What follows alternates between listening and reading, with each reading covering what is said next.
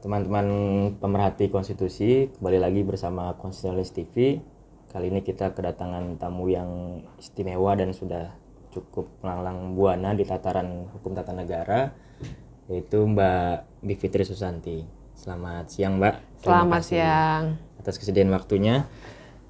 Mbak Bibip ini seorang ahli HTN dan juga salah satu pendiri di Jentera ini, Mbak ya. Betul. Di Jentera, terus di Pusat Studi Hukum Kebijakan, dan sekarang lagi jadi motor pergerakannya di Kalsitu, Mbak. Cukup kenceng dan cukup seru analisis Mbak Bibip sejauh ini di pemberitaan. Ya. Nah ini Mbak, kita nih mau ngebahas soal perkembangan dinamika putusan 90 itu, Mbak.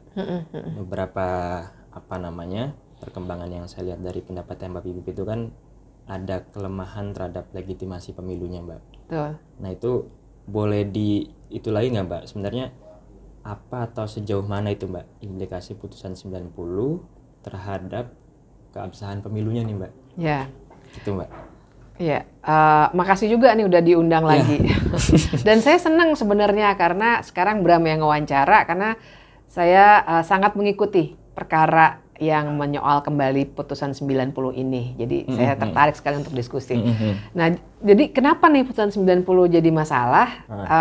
Kaitannya sama pencalonan presiden tentu saja. Karena kan kita itu kalau berbicara pemilunya dulu ya, pemilu itu kan sebenarnya bukan hanya hari pencoblosan. Betul. Dan ini yang kita tuh harus narasikan betul deh. Karena yang di sebelah sana yang mendorong putusan 90 tentu saja hanya bilang bahwa pokoknya nanti terserah, toh nanti rakyat mau milihnya siapa kan hari pencoblosan. Nah itu dulu tuh kita harus bantah. Karena pemilu itu harus jurdil bukan hanya pada hari pencoblosan dan penghitungan, harus jurdilnya dari awal. Nah jurdilnya itu salah satunya adalah dengan memberikan kesempatan yang adil untuk semua kandidat. Nah sekarang kan sebenarnya kesempatan yang adil itu sudah ternodai karena ada hukum yang menghalangi salah satu kandidat, tapi hukumnya diubah dulu supaya kandidatnya bisa nyalon.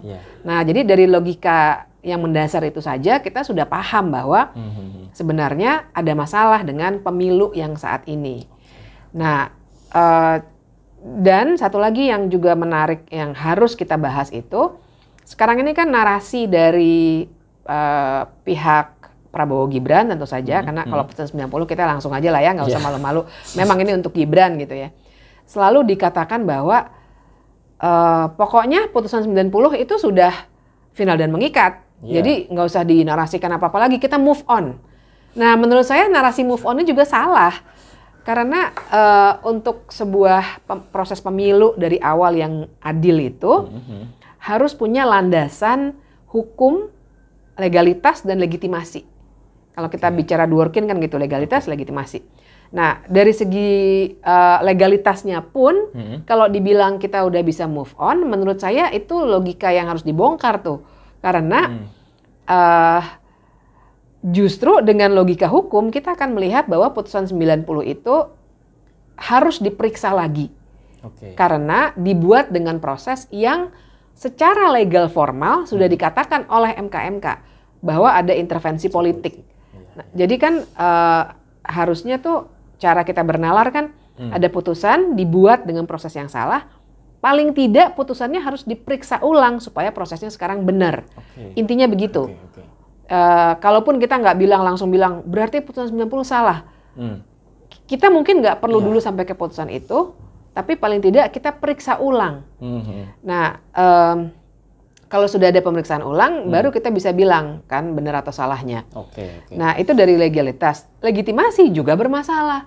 Karena sebuah proses pemilu yang diawali dengan pencalonan yang ternyata bermasalah, berarti dia ke belakangnya akan bermasalah. Jadi ini yang harus kita kuatkan betul nih narasi ini. Supaya kita jangan salah langkah. Karena nanti berarti keseluruhan legitimasi proses pemilihan presiden ini akan bisa dipertanyakan.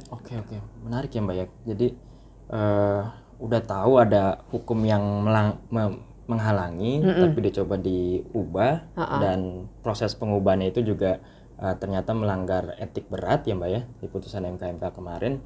Artinya memang legitimasinya ini cukup lemah Mbak di pemilu sekarang itu. Sangat lemah. Sangat lemah. Iya. Dari segi kalau legalitas sudah oke atau belum Mbak? Legalitas pun menurut saya juga lemah. Legalitas pun juga lemah. Iya, karena putusan 90-nya itu harus kita periksa ulang. Oke. Nah, ini kan udah masuk ada upaya untuk memeriksa ulang itu Mbak, melalui perkara 141.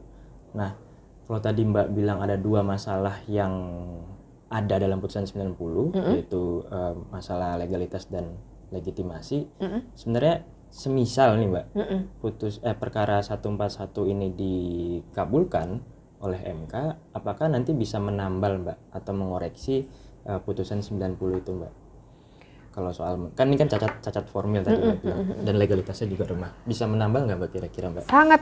Sangat bisa mengoreksi. Jadi sebenarnya apapun posisi kita kan harus firm ya di sini. Saya nggak tahu, ini kan mungkin kalau penonton Konstitusionalis TV rata-rata udah ngerti konstitusi ya, jadi saya kira nggak usah terlalu panjang dibahas di situnya. Tapi kita harus ingatkan buat semuanya bahwa meskipun putusan MK itu memang tidak bisa dikoreksi dalam arti banding, kasasi, PK seperti putusan di bawah MA, tapi diperiksa ulang itu kan dimungkinkan.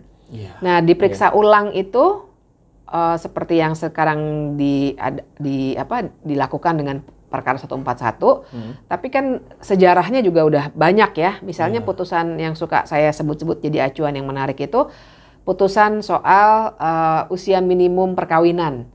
Gagal dulu 2012, terus diajukan lagi 2017, terus berhasil. Dikoreksi putusannya, dalam tanda kutip dikoreksinya. Kalau kita mau ketat ngomong hukum tata negara ya, nanti kita dibilangnya kayak nggak ngerti hukum aja, kan nggak bisa dikoreksi. Makanya dikoreksi dalam tanda kutip. Nah, jadi putusan perkara 141 ini sebenarnya nggak hanya 141 kan. Perkara yang lain itu, yang 3 lain, plus 1 uji formil dari Denny Indrayana dan Zainal Arifin Mohtar, itu adalah jalan untuk memeriksa ulang. Poinnya di situ, memeriksa ulang, kemudian mengoreksi putusan 90 itu. Jadi harapannya tentu saja besar bahwa dengan adanya fakta baru, putusan MK dan komposisi hakim yang juga berbeda karena pakai hak ingkar kan teman-teman kan, maka akan ada putusan yang akan terkoreksi gitu. Kita mungkin kalau mau ketat nggak mau pakai istilah bukti baru apa ya, novum gitu kalau di MA kan begitu. Tapi paling tidak kan ada fakta baru dari MK yang akan membuat putusan akan sangat terpengaruh tuh ujungnya hasilnya itu, karena prosesnya juga berubah. Betul. Nah itu Mbak, semisal nanti ada ke depan ya Mbak, kita bicara kemungkinan gitu, memprediksi misal itu putusannya ditolak katakanlah Mbak, dengan alasan, karena kan di sidang pertama kemarin saya ditanya sama salah satu majelis, ada kepentingan apa meminta gubernur gitu Mbak. Karena kan kita minta di amar itu selevel atau seminimal gubernur.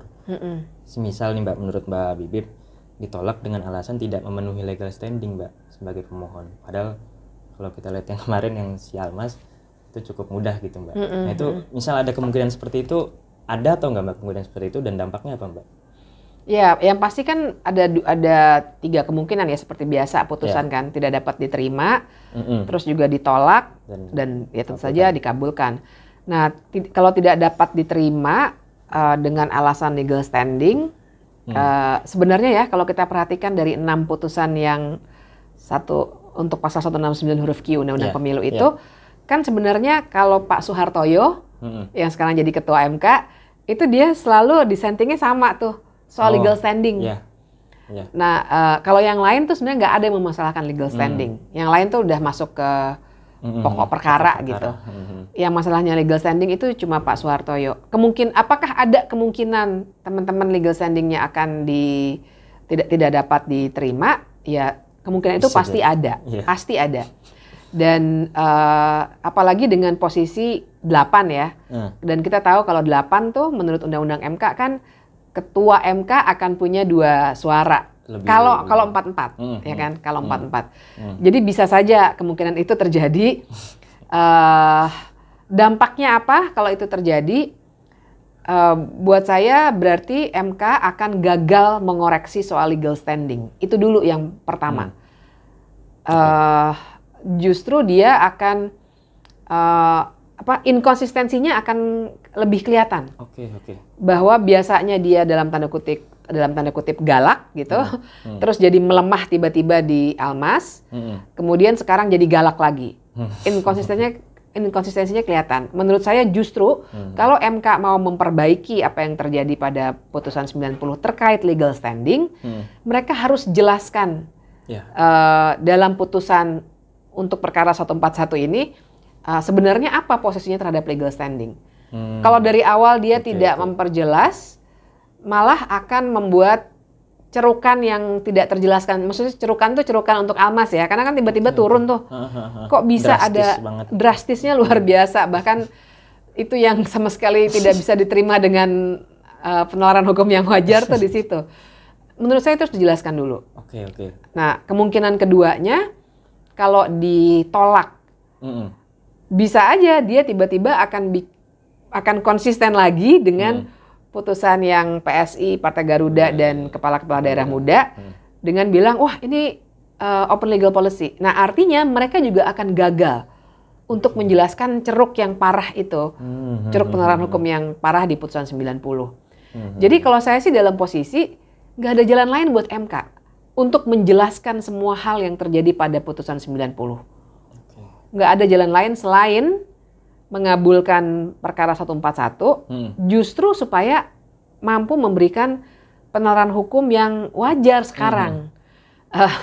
Supaya menjelaskan bahwa putusan 90 itu terjadi karena memang ada ketidakwajaran dalam pengambilan putusan. Betul. Gitu. Ini menarik, Mbak. Jadi Mbak sempat singgung soal semisal nggak ada cara lain ini, harus dikabulkan. Tapi kan ini dalam posisi pasal itu kan berkaitan dengan pencalonan seorang atau tadi udah kita sebutkan Prabowo Gibran gitu, Mbak. Dan saya penasaran semisal nanti dikabulkan, itu nanti penerapannya itu seperti apa, Pak, Mbak? Penerapannya seperti apa, dan bisa nggak sih semisal diterapkan itu tanpa mengganggu tahapan yang udah jalan nih, Mbak? Kalau menurut saya sih harus mengganggu. Jadi karena kan yang bermasalah justru proses pemilu ini gitu. Jadi besar juga harapan saya. Jadi mudah-mudahan sekalian ditonton sama hakim-hakim ataupun para analis putusannya gitu ya. Supaya atau analis hukumnya maksud saya. Supaya bisa terang bahwa memang ada opsi apakah mau diberlakukan sekarang juga atau diberlakukan untuk pemilu 2029. Betul. Opsi itu kan disebut sama Pak Jimli, walaupun menurut saya nggak fair tuh, karena Pak Jimli membicarakan itu dalam tausiahnya, maksudnya bukan dalam putusan kan. Setelah putusan dia berkomentar, nanti kalau ada putusan berlaku untuk 2029. Itu terlalu jauh lah menurut saya. Karena ada kemungkinan yang pertama itu bahwa harusnya berlaku dari sekarang. Nah, tapi kan betul bahwa kalaupun berlaku sekarang, nggak mungkin putusan itu retroaktif. Pasti harus prospektif, artinya nggak bisa mundur ke proses pencalonan. Betul. Tapi besar sekali harapan saya bahwa MK akan bilang ini berlaku sekarang juga, walaupun tentu prospektif.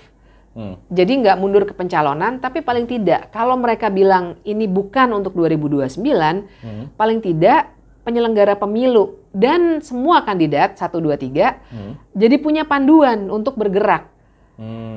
Punya panduan. Ada asas legalitas yang jadinya bisa dijadikan panduan bahwa memang putusan 90 itu keliru sehingga harusnya proses pencalonan juga dikoreksi. Nah, jadi penyelenggara pemilu menurut saya KPU itu bisa bertindak secepat mungkin untuk mengoreksi peraturan KPU-nya dan keputusan mengenai penetapan calon, penetapan pasangan calon.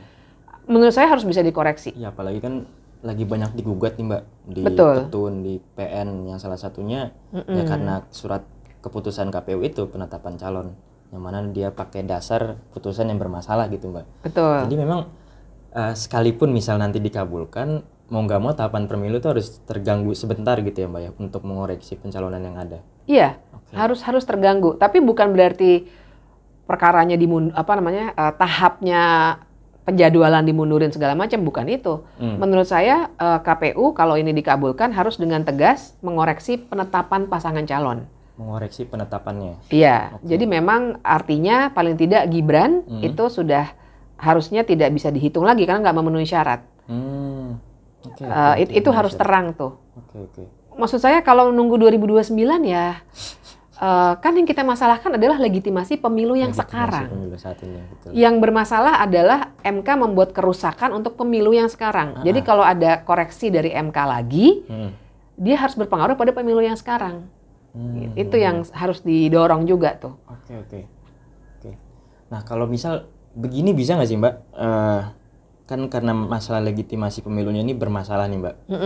Nah katakanlah itu dikabulkan, tapi MK sekaligus ngasih mandat konstitusional dalam amar putusannya itu bahwa ini berlaku untuk menambal kerusakan yang ada dalam putusan 90. Jadi sehingga tahapan pemilu yang sudah jalan, ya udah jalan aja nggak apa-apa. Yang penting kepastian hukum dan legitimasinya kuat gitu Mbak. Itu kira-kira bisa nggak Mbak? Memungkinkan nggak Mbak? Ya. Soalnya kan ada banyak, sorry Mbak saya potong dikit, ada banyak orang yang khawatir semisal putusan ini dikabulkan, takutnya ada tahapan pemilu yang dirubah atau ditahan atau dihentikan sementara. Dan itu yang menurut para pegiat demokrasi ya dalam tanda kutip agak berbahaya gitu Mbak. Iya, jadi tapi begini, menurut saya tetap harus putusan MK itu punya dampak pada penetapan pasangan. Saya nggak setuju kalau dampaknya adalah pada jadwal pemilu jadi mundur. Nah itu jelas akan banyak kerusakan yang akan terjadi karena kan ya berarti mungkin harus keluar perpu lagi karena menunda dan seterusnya. Nanti ada, sementara kita tahu konfigurasi politiknya juga lagi berbahaya karena yang memegang kekuasaan untuk ngeluarin perpu, untuk membahas undang-undang kan presiden.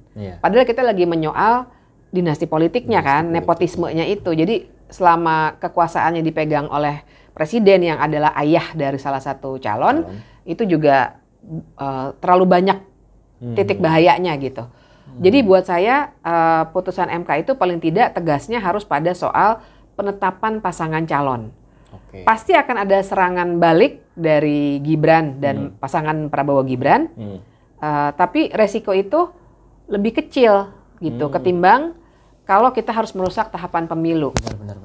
Gitu. Jadi kalaupun MK mau memberikan dalam putusannya nanti di pertimbangan hukumnya itu uraian-uraian yang terkait dengan proses yang sekarang, harusnya idealnya ya, ini harapan tentu saja. Idealnya adalah mereka tegas bilang sebaiknya penyelenggara pemilu tidak mengubah jadwal sama sekali, tidak perlu mengubah jadwal, hanya perlu mengubah penetapan pasangan calon. Yang terdampak langsung dari putusan 90. Karena kan kita juga harus fair ya, putusan 90 itu kan spesifik sekali 169 huruf Q. Memang hanya Gibran. Jadi tidak perlu mengubah keseluruhan pemilu yang dampaknya pada regularitas penyelenggaraan pemilu sebagai syarat demokrasi itu jadi ikut rusak gara-gara cuma satu, itu kan huruf Q aja tuh gitu ya. Jadi nggak usah sampai ke jadwal pemilunya secara umum. Oke. Terakhir ini Mbak,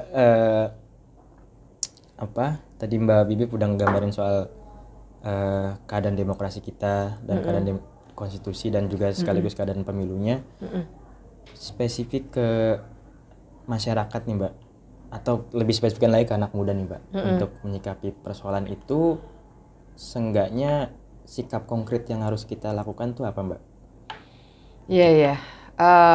Dua hal deh. Yang pertama yang immediate response dulu ya. Jadi respons cepatnya itu saya tetap harus balik ke hal yang kelihatannya mungkin biasa aja tapi penting, yaitu untuk terus-menerus mendiskusikan ini. Karena saya ingin bilang begini, memang itu kelihatannya kok nggak konkret, tapi menurut saya itu konkret karena yang dikhawatirkan sekarang adalah narasi yang salah itu. Jadi kan dinarasikan betul oleh pihak Gibran terutama, bahwa ini sesuatu yang normal gitu, kan nggak ada masalah dengan dinasti politik, kan asal patriotik misalnya gitu ya, kan ada tuh narasi seperti itu. Iya. Nah saya khawatir anak muda kalau termakan oleh narasi yang salah itu, jadi punya pikiran yang salah tentang cara berpolitik. Nah, buat saya ini bahaya banget. Saya selalu, makanya saya senang, saya bilang tadi, saya senang Bram yang datang gitu ya. Karena buat saya anak muda itu masa depan Indonesia. Saya selalu bilang, saya senang kalau diskusi sama anak muda karena saya lagi ngomong sama masa depan Indonesia nih. Nah, bayangin kalau masa depan Indonesia itu cara berpikirnya adalah nggak ada yang salah dengan nepotisme. Udah tercemari gitu. Jadi tercemari bahwa cara berpolitik yang kotor itu benar. Bayangin gimana peradaban politik kita ke depannya. Kalau si masa depan Indonesia itu cara berpikirnya kayak gitu. Jadi paling tidak teman-teman menurut saya perlu memelihara kegelisahan ini untuk bilang bahwa ini salah. Sesederhana itu pun kita harus bilang supaya nggak ada normal yang baru. Itu satu. Tapi yang lebih penting adalah kita gimana nih mengubah segala kesalahan itu. Nah, jadi memang harus ada cara kita untuk bergerak untuk mengubah sistem. Nah, sistem apa tuh? Banyak sih. Mulai dari pengawasan MK-nya ini, kita harus dorong supaya MK-MK-nya lebih baik, lebih permanen, lebih independen. Kalau perlu kita bikin seperti dulu sebenarnya tuh dengan komisi yudisial. Dulu kan putusan MK juga kan, yang tahun 2006 yang membuat jadinya kita punya MK-MK seperti sekarang. Terus jangan lupa partai politiknya direformasi supaya fungsi partai politik untuk membangun untuk pendidikan politik gitu ya, supaya semua punya etika, ngerti peradaban politik yang lebih baik, ngerti cara berpolitik yang bersih. Itu kan tugasnya partai politik. Semua institusi kenegaraan kita, mulai dari DPR sampai komisi-komisi kayak KPK, kan urus cewek-ceweknya partai politik tuh, ya kan? Pasti, semua persis, BPK persis. Sekarang kena lagi anggota BPK kasus korupsi. Semuanya dulu, semua harus dapat restu dalam tanda kutip dari partai politik.